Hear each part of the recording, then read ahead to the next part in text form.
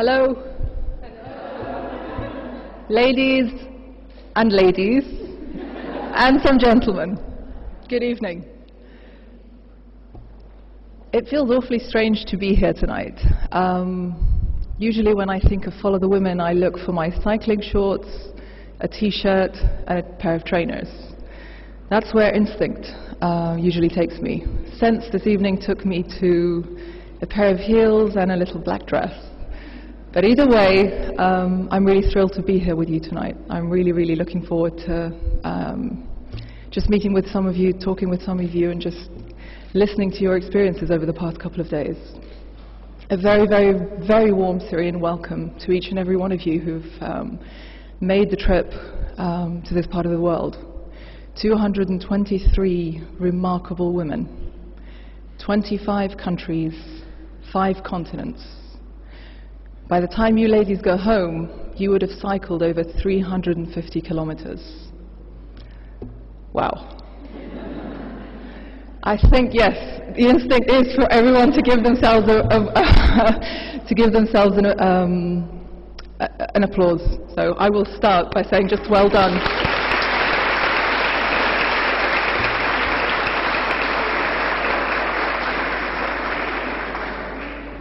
Thank you so much to everybody who's made this year's event happen, everybody who's just brought us all together. Women on Bikes for your commitment, the great supporting team who have been with you from day one, and trust me, they'll be with you until you go home. Just everybody who's been able to make this event happen and continue to support such an important initiative. I want to highlight a few more less optimistic numbers. I'm an investment banker by previous profession, by the way, so numbers for me are like milk to a baby. It's just something I'm familiar with. There are over 2 million refugees living in Syria today. 1.4 million Iraqis, over 500,000 Palestinians. That's in Syria alone. 4,000 innocent lives have been killed in the first 4 months of 2008. Mostly women and children, all completely innocent. That's the reality, that's the stark reality of the region that we live in. Families destroyed, lives shattered, dreams buried. To many from afar, that's the story of the Middle East. An area and a region dogged by violence, sadness, grief, and constant killings. A place where we can switch on and off with the flicker of a remote control. But let me tell you, reality is very different. It's only when we look beyond the numbers, dig amongst the rubble, and overcome the grief that we're able to see what that reality looks like. The region is so different to general public perception everywhere else in the world, and yet so similar to your own countries, your own neighborhoods, and your own communities. By traveling in the Middle East, especially this area, especially the Levant, you quickly realize and appreciate how much these lands have been witness to the colorful exchange and interaction of cultures and religions over thousands of years. You quickly realize the beauty and variety of the landscape and the welcoming, friendly, and hospitable people. A stark difference to what is usually written and communicated about us in other parts of the world. Different words, different sentences. Very big difference. If I go back slightly to the people, welcoming, friendly, hospitable, that's only the surface.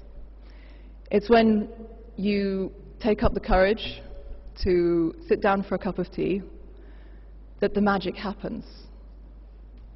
The magic that I'm referring to is when you're able to realize that actually we're just so similar. There is so much that brings us together, so much that we are able to work towards, and so little that can divide us. And that's what I mean by the magic. I'm a Syrian mother. I have 3 young children, and like every other Syrian mother in the country, I have dreams for my children. I want them to be healthy. I want them to be educated. I want them to be happy. I want to see them succeed. I want to see them contribute to the prosperity and the development of my country. But just simply, I want to see them grow old. How different is that to any one of you, to any one of the women living anywhere else in the world? I think actually it's very, very similar. And as I said, that's not just my perception, that's not just my dreams for my own children, it's actually the dreams of over 8 million Syrian mothers for the majority of the Syrian population. If we go just beyond the Syrian borders, you'll find that that's the dream of mothers everywhere in the region.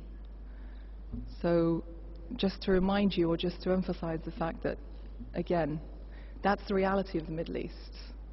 That's the hope and the aspirations that we all have for wanting and deserving a better future. I often get asked, why do you participate in Follow the Women? Why do you support Follow the Women? People probably think because I'm good on a bike. Maybe, but it's not the real reason. Follow the Women is an incredible, incredible initiative, and I'll tell you why it's an incredible initiative. So many initiatives, so many projects throughout the world call for understanding, call for building bridges of understanding between cultures and civilizations. Some actually achieve it and build bridges and build understanding, but so few actually have the courage and the confidence to cross over. And that's what you guys have done, or you ladies have done tonight. You've not just built the bridges, you've actually taken the journey over. You've crossed over and wanted to see for yourself what the region is about, what the people are about, and just simply how we live and what we do on a day-to-day basis. I know you've met with some incredible women this evening, or this afternoon on your journeys. Just a very small representation of women that you'll find anywhere else, anywhere in the country, and definitely anywhere else in the region. So, well done to Follow the Women. It really is, for me, a very, very special initiative, an initiative that not just calls for action, but actually works towards it. That's the point that I'd like to end on tonight. We all deserve the same thing. We should all be able to live in peace, stability, and with our dignities. Doesn't matter what color we are, what religion we believe in, or what region of the world we live in. It's a simple, basic human right. So when you go home, go back to your families, go back to your lives, your jobs, your communities, please carry that message forward, because that's the message that we carry and we would like to deliver from Syria.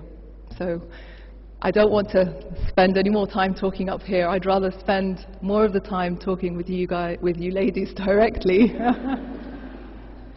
Anyway, thank you so much for coming.